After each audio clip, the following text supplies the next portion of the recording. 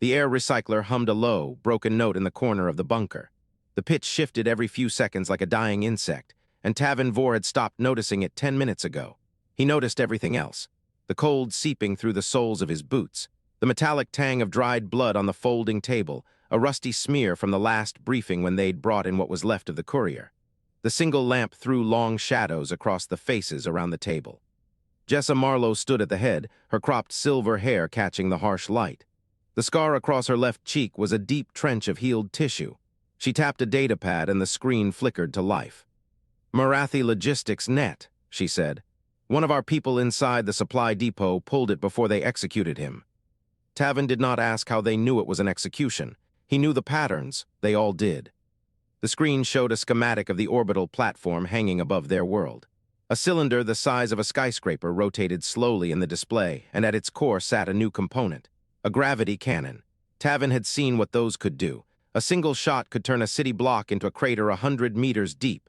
From orbit, it had no blind spots, no cover. 3 days, Jessa said.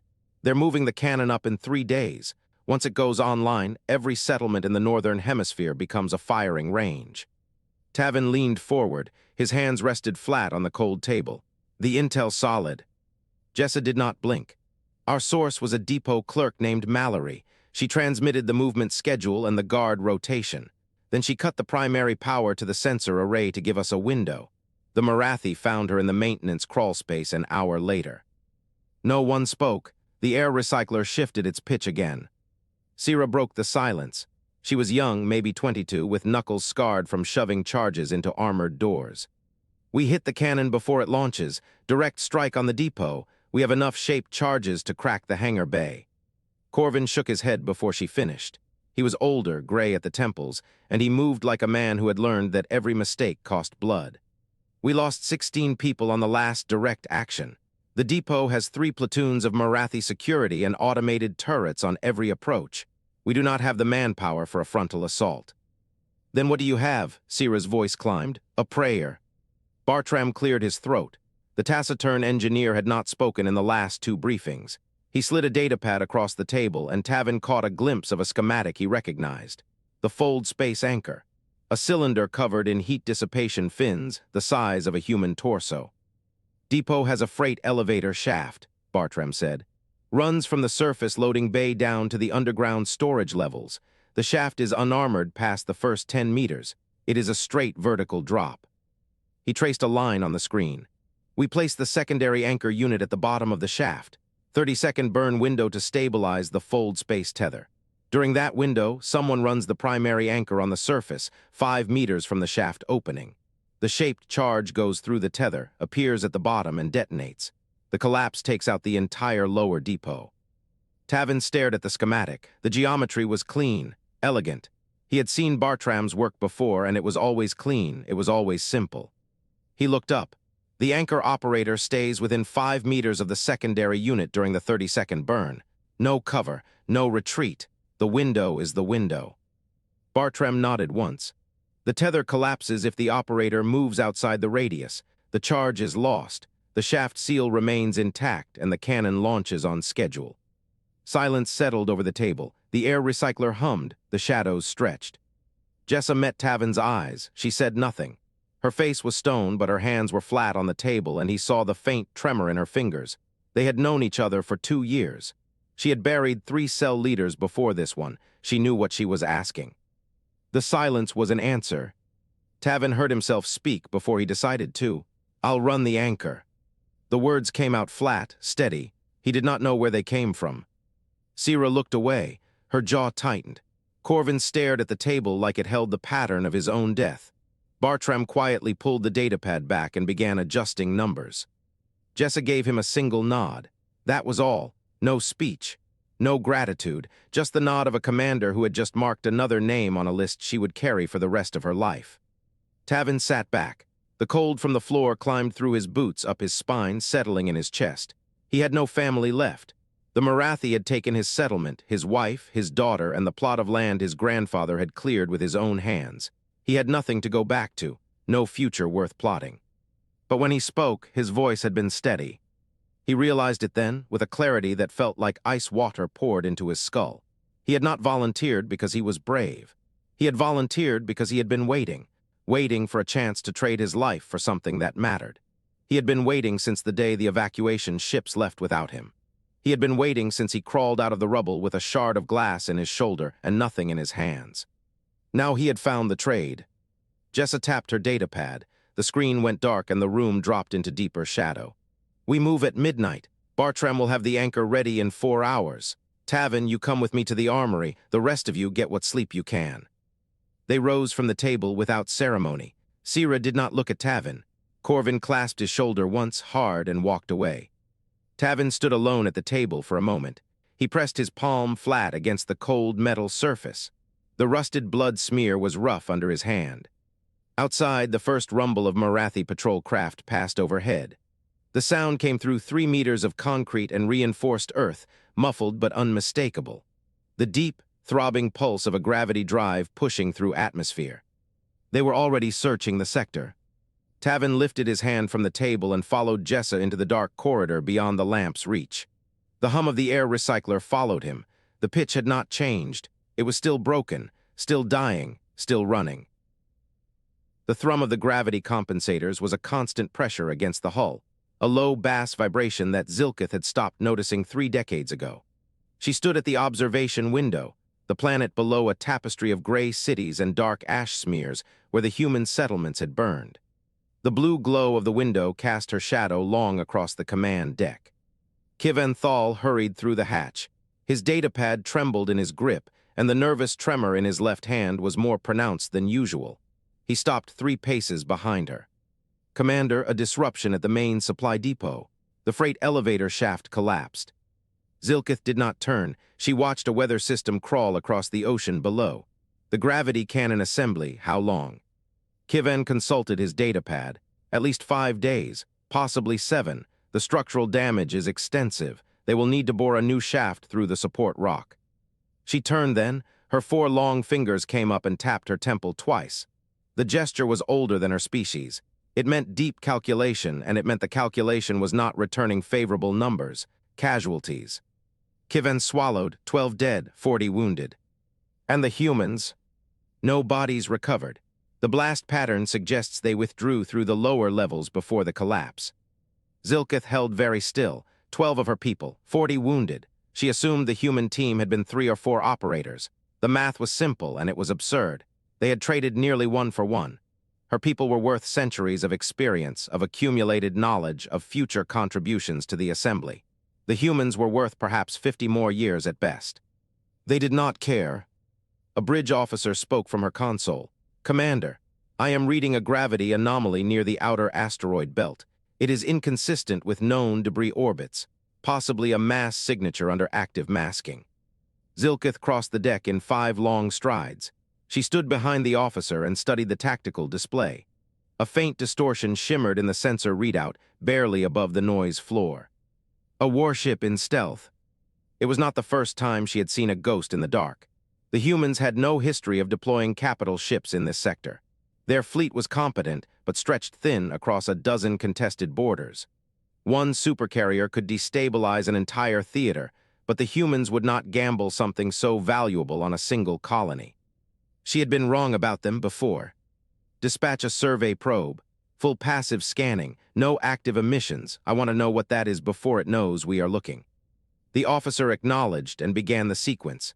Zilkith returned to the window, but her eyes were no longer on the planet. She was watching the dark space beyond the rings. Tavin stepped closer. "Commander, the explosion pattern from the depot." She did not answer. I ran the fragmentation analysis. The shaped charge was placed from below.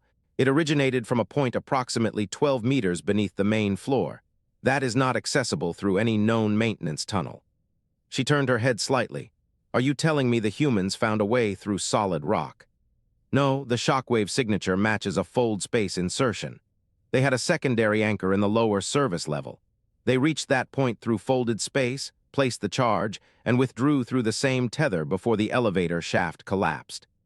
Zilkith felt a cold certainty settle into her chest. The humans were not fighting to hold ground. They were fighting to bleed her. Every meter of progress cost lives, and they were willing to pay in bodies she could not replace. She had seen this before. Primitive species, cornered and desperate, always broke after a certain threshold of attrition.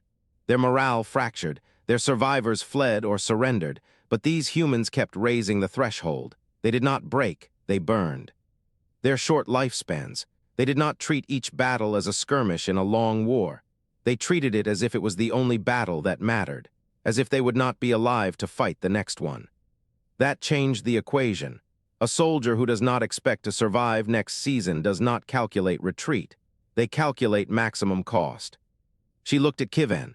Cross-reference every thermal signature recorded in that sector for the past 72 hours. I want every cargo hauler, every maintenance drone, every power fluctuation. Find me where they anchored the fold space tether. Find me their insertion point. Kivan hesitated. The volume of data is significant. It will take time. You have 2 hours. He nodded and left the deck. His datapad clutched against his chest like a shield. Zilkith watched the asteroid belt through the observation window. The survey probe had launched. It was a small, silent vessel, barely larger than a human torso, with no active emissions and a hull designed to absorb radar. It slipped through the darkness toward the gravity anomaly. She waited. The probe reached the edge of the asteroid belt. Its telemetry streamed back to the command deck, spectral readings, thermal imaging, mass distribution maps. Nothing unusual. A cluster of metal-rich rocks, some ice, a few debris fragments from an old collision. Then the feed went white. Static. No transmission. The officer at the console looked up. Contact lost, no debris signatures, no power spike. The probe is gone. Zilkith stared at the empty space where the probe had disappeared. Something was out there. Something that had detected a passive hull with no active emissions. Something that had killed her eyes without revealing itself.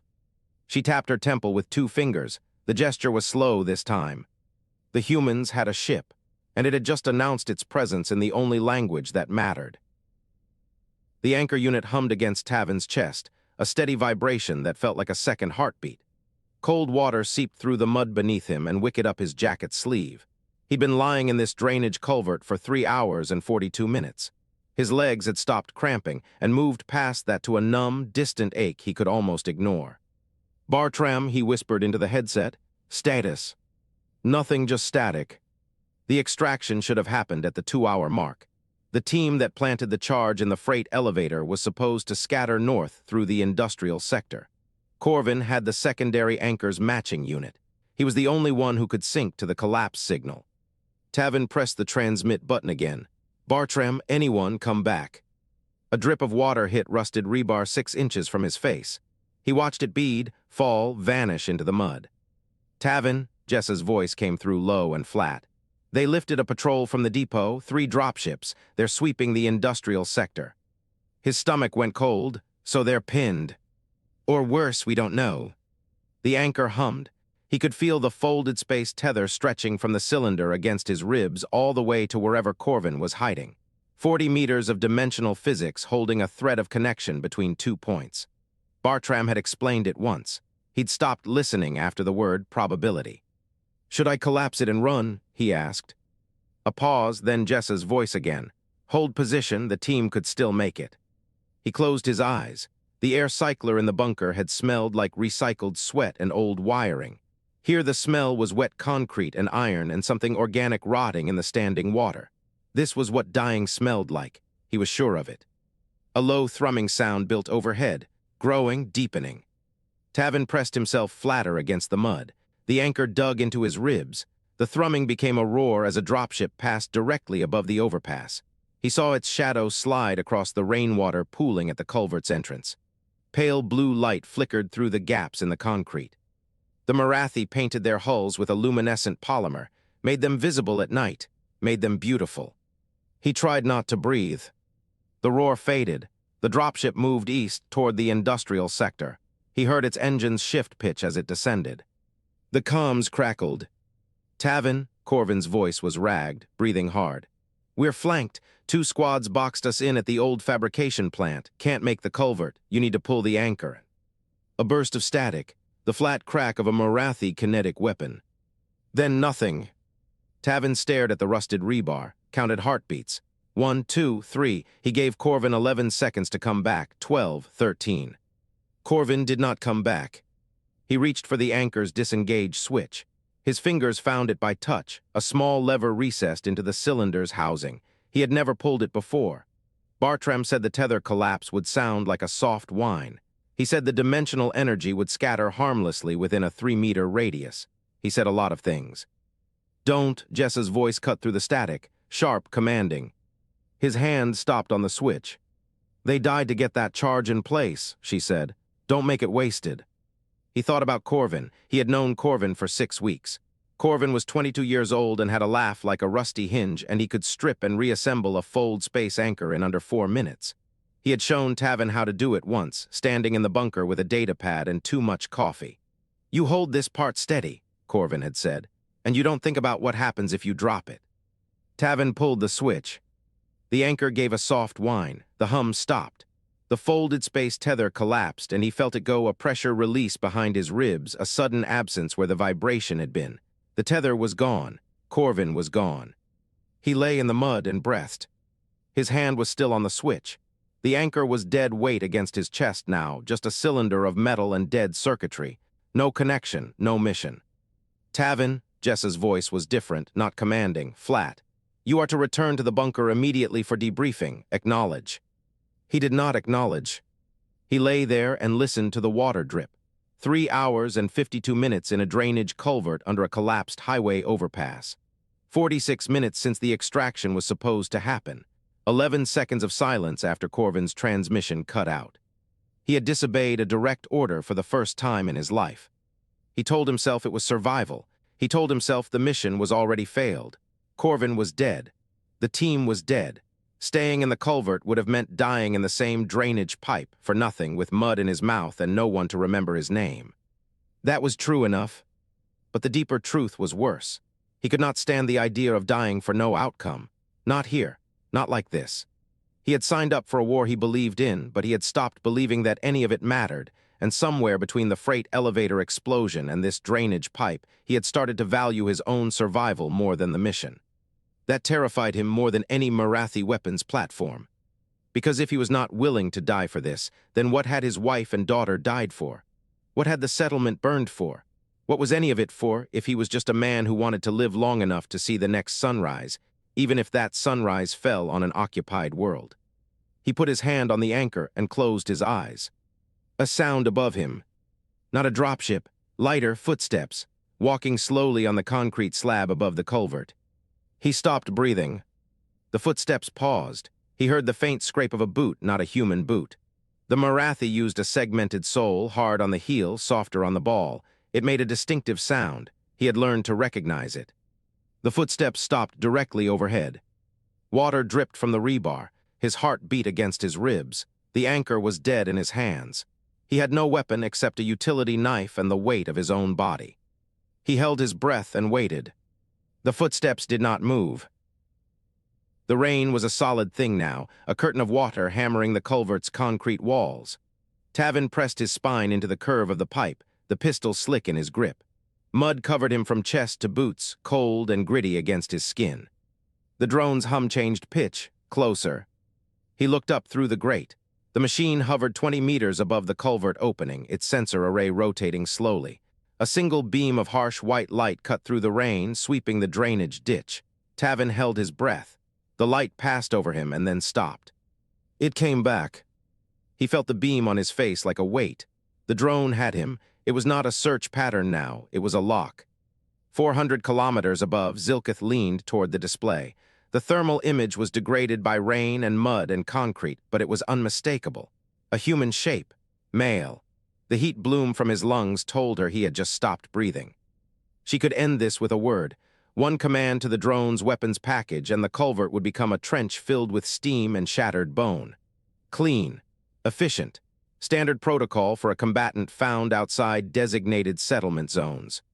She did not give the command. She watched the thermal smear on her screen. The human was not moving. He was not running. He had no extraction route, no support, no weapon that could reach her drone. Every piece of tactical data said he should be in full flight, trying to reach cover, trying to survive. He was just sitting there in the mud. Zilkith tapped her temple with 2 fingers. The gesture was older than her career. It meant calculation, and calculation meant delay. Standard tactical doctrine says run. This human did not run. He stayed. After the fold space tether collapsed, after his extraction was gone, after his own commander ordered him to hold position, he stayed. She had read the sensor logs from the depot. She knew what the tether had cost the humans. She knew their communication discipline was broken. He should have run. Zilkith opened the drone's audio channel. She recorded her own voice, flattened into the standard occupational cadence, and she sent it down through the rain. Human, you are alone. Lay down your weapon and we will take you to a processing center. You will not be harmed. The words hung in the air for 3 seconds. Tavin heard them through the drumming of water. The voice was calm, measured, completely indifferent. It was the voice of someone who had already decided the outcome of this conversation. He looked at the pistol in his hand. He knew the magazine was empty. He had fired the last 3 rounds at a patrol 2 hours ago and he had not hit anything. The gun was a weight with no function. He could stand. He could throw the pistol into the water and raise his hands. Or he could stay in the mud and let the drone solve the problem for him. But he had already started thinking. The processing center. That was where they took prisoners. That was where the Mirathi sorted captured humans into labor assignments and information sources. That was where people lived long enough to see the inside of their operations. He had spent 3 weeks in a culvert hiding from them. He had learned nothing. If he went with them, he would learn everything. Tavin stood slowly. The mud pulled at his boots with a wet sound. He raised his hands above his head and he let the pistol drop from his fingers. It hit the water with a flat splash. The drone dropped lower. Its light turned his shadow into a long column behind him. He blinked against the brightness and he kept his hands up. On the screen, Zilkith watched him rise. She noted his age, early to mid-30s, based on the density of his skeletal structure and the wear on his joints. She noted his exhaustion in the way his shoulders slumped despite his raised arms. She noted the stillness of his face. No fear. She had seen fear in human prisoners before. It was a predictable pattern, elevated heart rate visible on thermal, rapid breathing, a tendency to look for exits that did not exist. She had cataloged it across 42 interrogations. This human showed none of it. His thermal signature was steady. His breathing was controlled. He stood in the rain with his hands up, and he looked at the drone with the same expression she might give a cargo manifest that was slightly wrong. Interesting. Zilkith opened a channel to the ground patrol. She gave the coordinates for a pickup point 300 meters east of the culvert. She ordered the drone to escort the human to the location. She marked him for immediate transfer to her orbital platform. Tavin Vorr stepped forward from his station. His voice carried the tremor that had become more pronounced in the last 2 cycles. Commander, the human is a combatant. Protocol requires ground-level processing and a 72-hour quarantine period before flag transport to orbital facilities. Zilkith did not look away from the screen. I am aware of protocol. Then, with respect, protocol exists to manage predictable threats. She turned to face him. This human is not predictable. I want him on my station within 3 hours. Adjust the paperwork. Tavin held her gaze for a moment, then lowered his eyes. Yes, Commander. The drone followed Tavin through the rain. He walked with his hands laced behind his head, his boots squelching in the mud. The light stayed on him the whole time, a white circle that never wavered. He thought about what he would say when they asked him questions. He thought about what he would not say. He thought about the way the supply depot had collapsed, about the sound of concrete shearing apart, about the anchor unit humming against his chest. He thought about Corvin, who was dead because Tavin had collapsed the tether. The pickup point was a cleared stretch of road with a Mirathi transport already waiting. Its hull was pale blue, curved, seamless. A ramp extended from its side and 2 soldiers stood at the base, their weapons trained on him. Tavin stopped walking. The drone hovered above him. He looked at the transport. He looked at the soldiers. He looked at the rain falling through the light. Then he walked up the ramp. The transport's interior was warm and dry. The smell was clean, sterile, nothing like the wet concrete and rotting leaves he had been breathing for hours. A soldier gestured to a bench along the wall. Tavin sat. The soldier fastened a restraint across his chest, not tight, just present. The hatch began to close. Through the shrinking gap, Tavin saw the rain and the mud and the culvert where he had hidden.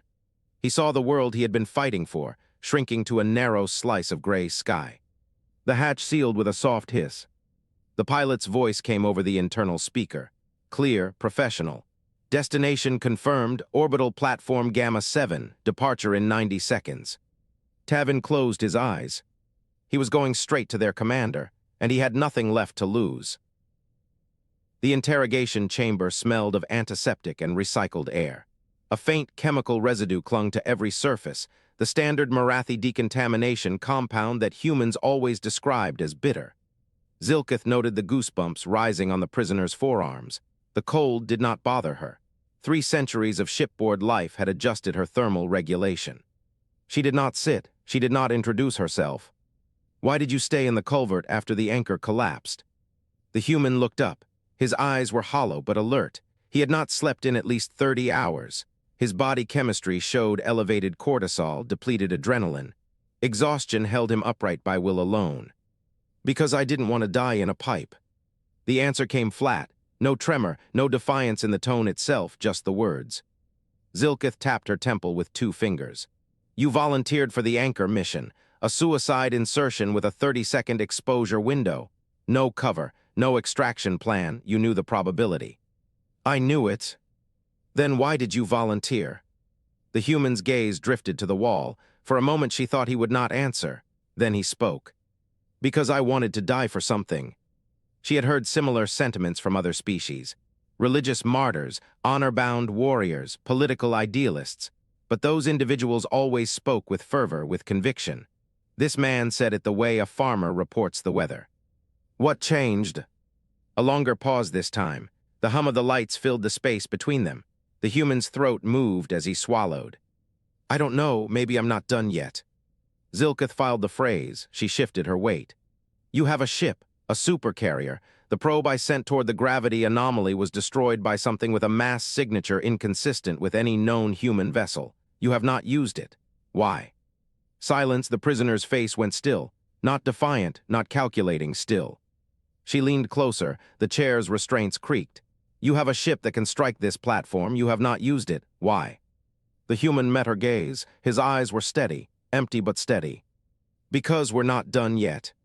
The words hit her like a diagnostic mismatch. She had heard them before, from his own mouth, 30 seconds earlier. "Because I wanted to die for something." "Because we're not done yet." The contradiction did not resolve. He had wanted to die. He no longer wanted to die. The shift had no tactical origin. No external variable had changed. The change was internal, and that was not a factor she could model. Zilkith straightened. She studied the human's face for a long moment. His thermal signature remained flat. No spike in fear, no flush of anger. He sat in a restraint chair on an enemy station with no backup and no hope of rescue, and he was not afraid. Not because he was brave. Because he had already accepted that he might die here. She had been calculating survival probability. She had been asking what he would do to live. But that assumed a shared premise. That life was the priority. That death was the worst outcome. He did not share that premise. She turned and walked out. The door sealed behind her. In the observation corridor, Tavin Vorr stood with his left hand trembling against the panel. His thermal signature showed elevated anxiety. "We could break him," he said. "The usual methods." "No." He blinked. "Commander, he has intelligence about the supercarrier, its location, its capabilities. We need." "Those methods assume the subject wants to live." Zilkith watched the human through the one-way panel. He had not moved. He sat in the chair with his wrists bound and his head slightly bowed, waiting. "He does not." Tavin's hand trembled harder. "Everyone wants to live. Every Mirathi wants to live." She turned to face him. "Every Kelvari, every Scarath, every species whose individuals measure their existence in centuries instead of decades. We calculate risk against a baseline of survival because we have time to wait for better odds. They do not."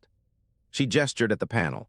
"That human is approximately 1/3 of the way through his natural lifespan. He has already seen more than half of his possible years. He has lost his settlement, his family, his purpose. When he volunteered for the anchor mission, he was not being heroic. He was being efficient. He was spending the only currency he had left." Tavin's voice dropped. "Then how do we extract information from someone who does not fear death?" "We stop trying to break him." Zilkith pressed a control on the wall panel. "Transfer him to holding cell 7, standard accommodations, warmth, food, rest." "Commander." I have a different plan. She watched the restraint chair release. The human stood slowly. His legs were unsteady.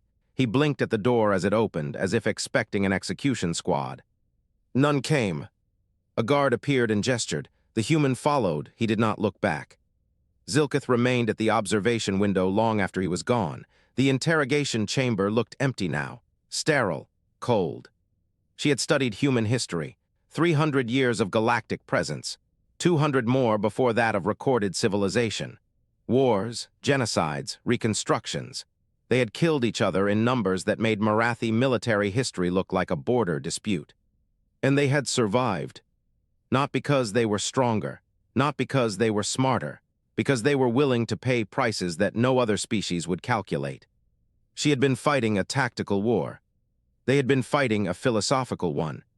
The difference in perspective had cost her a supply depot and 12 of her people. It would cost more before this occupation ended. She tapped her temple with 2 fingers, and then she began to plan. The deck plates thrummed under Jessa's boots. A low, constant vibration that she had stopped noticing 3 weeks ago now pressed against her bones like an accusation. She stood at the center of the Indomitable's command deck, arms crossed, watching the holographic star map rotate in slow blue arcs. The smell of ozone and hot metal filled her sinuses. Somewhere behind her, a cup of coffee sat untouched on a console. She had poured it an hour ago. She had forgotten to drink it. Bartram cleared his throat.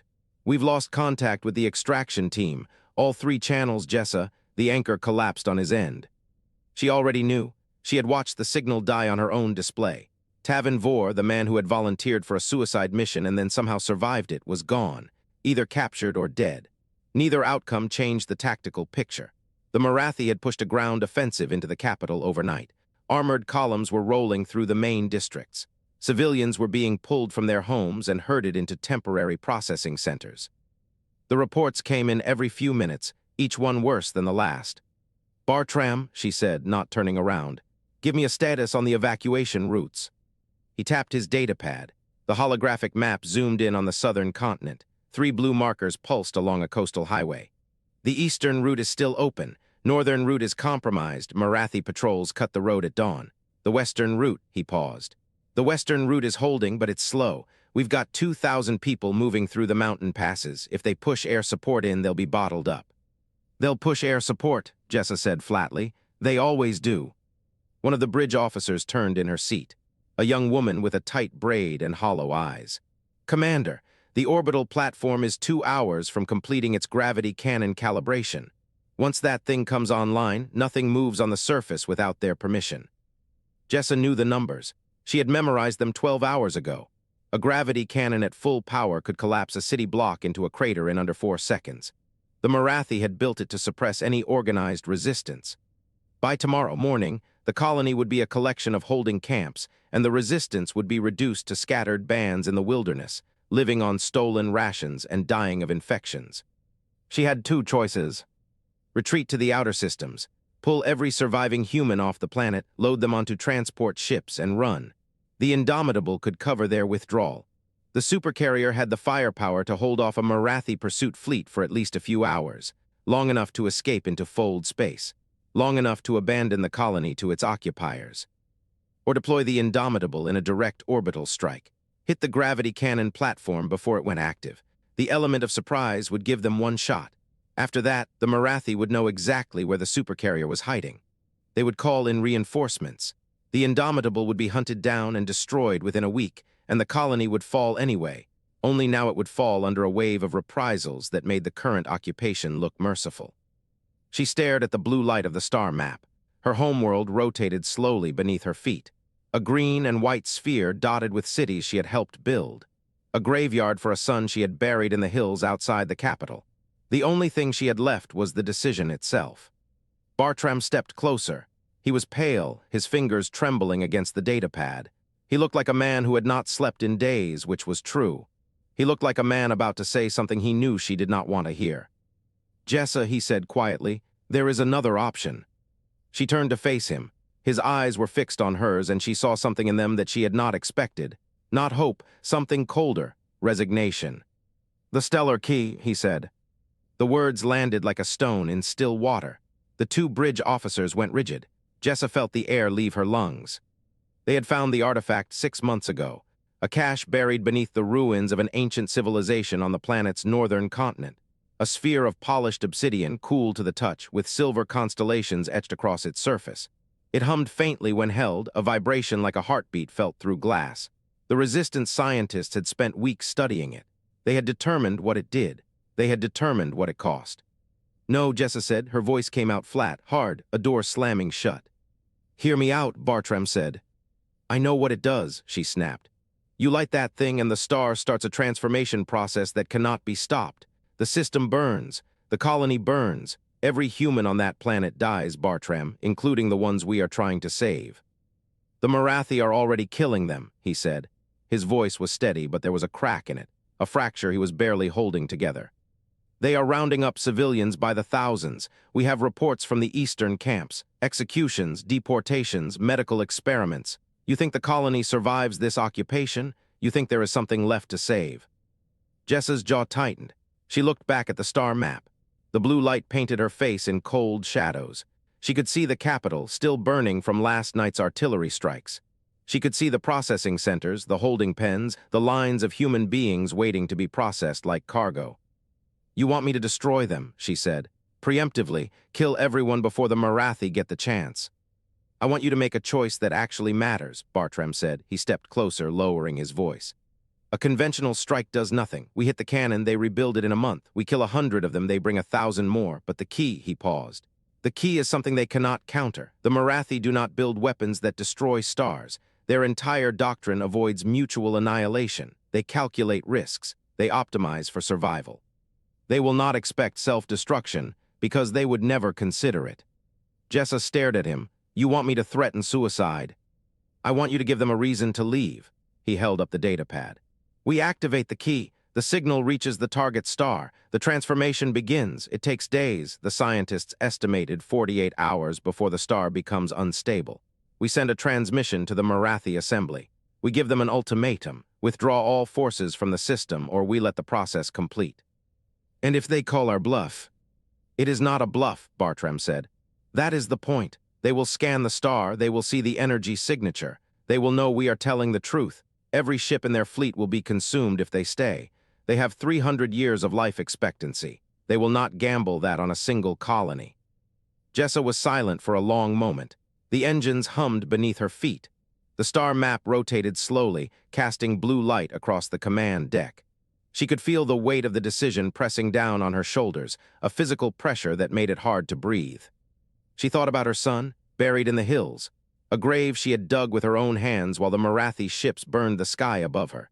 She thought about the colony, the cities she had helped build, the people she had sworn to protect. She thought about the 2,000 civilians moving through the mountain passes, running from an enemy that would never stop hunting them. She thought about certainty. A conventional attack gave her nothing, a gamble with unknown odds. The key gave her one thing the Mirathi could not take away, the power to end it. The power to say that if this colony fell, nothing would remain for the occupiers to use. No infrastructure, no resources, no population, just a dead star and a scorched system. She looked at Bartram. "Prepare the stellar key." His face went still. "Jessa." "We will use it as leverage," she said. Her voice was calm, flat. The same voice she had used to order supply runs and casualty evacuations. The same voice she had used to tell families that their children were not coming home. "We activate the signal. We transmit the ultimatum. If they withdraw, we abort the process. If they do not..." She stopped, looked at the star map, her homeworld, her son's grave. "If they do not, we burn the system." Bartram stared at her. His datapad trembled in his hands. "Jessa, that is not leverage. That is a suicide pact." She met his gaze. Her eyes were dry. Her heart was steady. She felt nothing but a strange, cold peace. The peace of a woman who had stopped pretending there was a right answer. "Then let them watch us light the match." Bartram opened his mouth to say something, closed it, turned away. He walked toward the console where the stellar key sat in a reinforced casing, a sphere of obsidian and silver that hummed with a vibration no human instrument could fully measure. The bridge officers watched him. Their faces were pale, their hands were still. Jessa did not move. She stood at the center of the command deck, arms crossed, watching the star map turn. The blue light painted her face in cold shadows. The engines hummed beneath her feet. Somewhere behind her, a cup of coffee sat untouched on a console, growing cold. Bartram keyed the activation sequence. The stellar key pulsed once, a low, resonant thrum that vibrated through the deck plates. On the holographic map, a single point of light flared to life at the edge of the system, the target star, receiving the signal. A ripple of energy spread across its surface. The Mirathi would detect it within minutes. The countdown had begun. The orbital platform shook with a frequency that was not vibration. It was resonance. The star's song had changed. Zilkith stood locked in place at the command console, her 4 fingers splayed across the readout surface. The numbers climbed in a curve she had never seen. 300 years of service, 300 years of watching stars behave like stars, and this one was shedding its expected future like a snake discarding skin. Kiventhal stumbled to her side. His left hand trembled against his chest. "The energy output has exceeded baseline by 42%, he said. "The core temperature is rising faster than any natural cycle. Commander, this is not a stellar event. This is something acting on the star." Zilkith did not answer. She was already reading the report that had arrived 11 minutes ago. No encryption, no subtlety. A direct burst transmission from the human resistance sent on every channel the Mirathi used. "Withdraw all forces from the colony within 6 hours. The star will be transformed beyond recovery." She had read it 3 times. She believed it on the second pass. "Can we counter it?" she asked. Kivan's face twisted. He pulled up a projection, and the simulation ran in silence. Mirathi gravity stabilizers deployed against a stellar core. The numbers went red before the model reached the first hour. "Even if we commit every ship in the sector," he said, "we cannot arrest the process. The transformation has already reached a cascading threshold. We might slow it by 20%, but the star will still burn out of control. 3 days, Commander, 3 days, and this entire system is uninhabitable. 3 days, the colony below, the orbital factories, the research stations, the graves of the Mirathi who had died in the depot explosion, all of it." "The human prisoner," Zilkith said. "Is he still in the cell?" Kivan blinked. "Yes, still there." "Bring him to the command deck." She did not explain. She did not need to. Kivan gave the order, and the seconds stretched while the alarms cycled through their metallic cry. Tavin Vorr stepped onto the command deck and stopped. He did not understand the symbols on the consoles. He did not speak Mirathi, but the wall screen dominated the room. It showed the star in real time, and the star was wrong. It was too bright along the edges, too orange. It looked like a wound. The deck trembled under his boots. The air recyclers were working harder than they should, cycling air that smelled of hot metal and ozone. He had been sitting in a holding cell for hours, waiting for something he could not name, and now he knew what it was. Zilkith turned to face him. Her pale blue skin caught the orange glow from the screen. Her 4 fingers tapped against her temple. "Your people are destroying your own son," she said. "Why?" Tavin looked at her. He looked at the star. He thought of Jesser in the buried bunker. He thought of Bartram and his quiet voice proposing impossible things. He thought of Corvin's transmission cutting off in static. He thought of the empty settlement and the ash that had once been his home. "Because you left us no other way to win," he said. Zilkith held his gaze. "You call this winning?" "Yes." The word sat between them, flat, final. He did not raise his voice. He did not clench his fists. He simply stood there, hollow-eyed and steady, while the star burned toward extinction. Zilkith could not look away from him. She had interrogated prisoners from a dozen species. She had broken Verdaxis diplomats with logic and Skarath warriors with pain. She had never encountered a subject who measured victory in terms of mutual annihilation. There was no calculation for this, no model that predicted it. The humans had chosen to burn their own cradle rather than share it, and the man in front of her did not seem triumphant. He seemed emptied, used, certain. She understood then that he was not special. He was typical. That was the terrifying part. She gave the order without turning to Kivan. "All Mirathi ships break orbit. Withdraw to the outer system. The colony is abandoned." Kivan's mouth opened. "Commander." "The colony is abandoned," she repeated. "Transmit the order now." Kivan's hand trembled as he keyed the command. The deck vibrated beneath them as the station's drives began their sequence. On the view screen, the Mirathi fleet scattered like startled birds, the light of their engines breaking formation and pulling away from the burning star. Jessa stood on the Indomitable's command deck. and watched the scatter pattern bloom across the tactical display. The Mirathi were running. She did not smile. She did not breathe a sigh of relief. She simply watched the icons withdraw one after another until the orbital platform was the only foreign signature left in high orbit. The platform was Mirathi-built, but the Mirathi were leaving it behind. They were leaving everything behind. Bartram stood at her side, his hands clasped behind his back. "The transformation is automated," he said quietly. "There is no abort sequence. There was never an abort sequence." Jessa nodded. She had known. Everyone on the Indomitable had known. The stellar key was a single-use weapon. You aimed it, you fired it, and you accepted the consequence. There was no second thought, no undoing. The star continued to brighten. On the optical feed, it had already shifted from yellow-white to a deep, throbbing orange. The colony below would feel the heat in a few hours. In 72 hours, the surface would be ash. The oceans would boil. The atmosphere would strip away. But the Mirathi were gone. Jessa looked at the tactical display. She looked at the orbital platform. One survivor, one platform, one dying star. She had no plan after this. The last Mirathi transport departed the platform with a shudder that ran through the deck plates. Tavin stood alone in the command center. The alarms were still cycling, but the pitch had dropped. The drives were offline. The life support was running on auxiliary power, and the auxiliary power was already flickering. The silence was not quiet. It was the hum of failing systems. The groan of metal expanding in heat it was not designed to withstand. The soft hiss of air leaking somewhere he could not see. He walked to the main console. The screen still showed the star. He did not need to understand the readouts to know what was happening. The orange light was pulsing like a heartbeat now. Slow, heavy, final. He found the comm unit half crumpled on a secondary console. The casing was cracked, and one edge was blackened from an electrical surge. He picked it up. The power indicator was still lit. He keyed the general human resistance frequency, the one Jessa used. The channel was open, dead air. His voice was the only thing moving. "This is Tavin Vorr." His throat was dry. The words came out rough. "I'm on the Mirathi orbital platform. The fleet is gone. The platform is abandoned. I'm still here." The static hissed. The star glowed. "Not done yet." He let the transmission hang. He did not know if anyone was listening. He did not know if the Indomitable was still in the system or if Jessa had already ordered the retreat. He did not know if he was talking to ghosts. The comm unit crackled.